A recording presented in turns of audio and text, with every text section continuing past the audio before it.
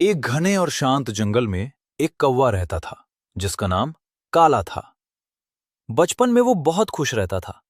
उसे बारिश में उड़ना पसंद था, पेड़ों के ऊपर बैठकर जोर जोर से आवाज लगाना पसंद था, और उसे कभी इस बात की परवाह नहीं थी कि वो कैसा दिखता है। लेकिन जैसे जैसे वो बड़ा होने लगा, उसने बाकी पक्षियों को नोटिस करना शुरू किया।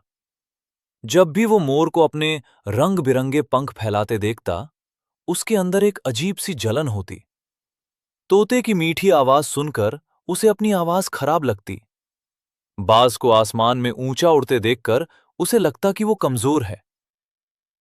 धीरे धीरे कंपैरिजन उसकी आदत बन गया। अब वो तालाब के पानी में अपना रिफ्लेक्शन देखता और सोचता, भगवान ने मुझे इतना साधारण क्यों बनाया। वो कम बोलने लगा, अकेला रहने लगा और बाकी पक्षियों से दूर रहने लगा, क्योंकि उसे लगता था कि उसके अंदर कुछ भी स्पेशल नहीं है। जंगल के बाकी जानवर उसे नॉर्मल समझते थे, लेकिन उसके अंदर हर दिन इनसिक्योरिटी बढ़ती जा रही थी। एक दिन जंगल में पक्षियों की एक बड़ी गैदरिंग हुई, जहां सब अपनी टैलेंट्स दिखा रहे थे। मोर ने डांस किया, कोयल ने गाना गाया, बाज ने अपनी ताकत दिखाई और हर कोई उनकी तारीफ कर रहा था। काला पीछे बैठा सब देख रहा था। उस दिन पहली बार उसे लगा कि वो इस जंगल में फिट ही नहीं होता। उसी रात उसने डिसाइड किया कि वो जंगल छोड़ देगा। उसे लगा कि शायद वो कहीं और जाकर खुद को बदल पाएगा।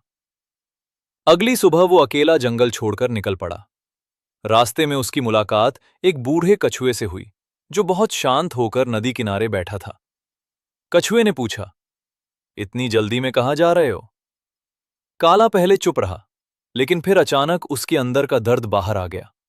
उसने कहा, मैं इस जंगल से दूर जा रहा हूं, क्योंकि मेरे अंदर कुछ भी अच्छानियां नहीं है। ना मैं सुंदर हूं, ना मेरी आवाज अच्छी है, ना मैं सबसे ताकतवर हूं। मैं बस एक साधारण काला कौवा हूं। बूढ़ा कछुआ हल्का सा मुस्कुराया, लेकिन उसने कुछ नहीं कहा। उसने सिर्फ इतना कहा, मेरे साथ चलो। काला उसके साथ जंगल के एक पुराने हिस्से में गया, जहां बहुत कम जानवर जाते थे। वहां उसने देखा कि एक बड़े पेड़ के नीचे कुछ छोटे घायल पक्षी बैठे थे। किसी का पंख टूट गया था, कोई भूखा था, कोई उड़ नहीं पा रहा था।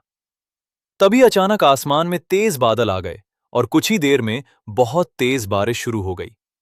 सारे सुंदर और ताकतवर पक्षी तुरंत अपने अपने सुरक्षित ठिकानों में चले गए।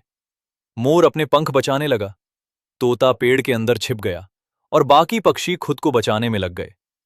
लेकिन उन्हीं छोटे घायल पक्षियों के पास कोई नहीं था। काला उन्हें देखता रहा। उसके अंदर डर भी था, लेकिन पहली बार उसने खुद के बारे में नहीं सोचा। वो बारिश में उड़कर गया, कीचड़ में गिरा, खाना ढूंढ कर लाया, छोटे पक्षियों को पत्तों के नीचे छिपाया और पूरी रात उनकी मदद करता रहा। बारिश इतनी तेज थी कि उसके अपने पंख भारी हो चुके थे, लेकिन वो रुका नहीं। बूढ़ा कछुआ दूर बैठा उसे देख रहा था।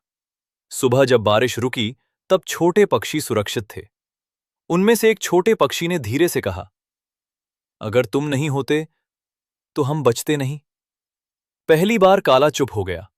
उसने कभी इमेजिन भी नहीं किया था कि कोई उसकी वजह से ग्रेटफुल फील करेगा। तभी बूढ़ा कछुआ उसके पास आया और बोला, मोर सुंदर है, बाज ताकतवर है, कोयल की आवाज अच्छी है, लेकिन कल रात सबसे ज्यादा हिम्मत किसने दिखाई? काला के पास कोई जवाब नहीं था। कछुए ने मुस्कुराकर कहा, सुंदरता अटेंशन देती है, लेकिन कैरेक्टर रिस्पेक्ट देता है, और दुनिया हमेशा वही याद रखती है जिसने मुश्किल समय में दूसरों का साथ दिया हो। उस दिन पहली बार काला ने खुद को अलग नजर से देखा। उसे समझ आया कि वो दूसरों जैसा नहीं था, लेकिन इसका मतलब ये नहीं था कि वो कम था। धीरे धीरे उसने कंपेयर करना बंद कर दिया। अब वो तालाब में अपना रिफ्लेक्शन देखकर उदास नहीं होता था। उसने अपनी आवाज फिर से ऊंची करनी शुरू की। वो छोटे पक्षियों की मदद करने लगा, जंगल में सबसे पहले खतरे की वार्निंग देने लगा, और धीरे धीरे पूरा जंगल उसे उसके रंग से नहीं, उसके दिल से पहचानने लगा।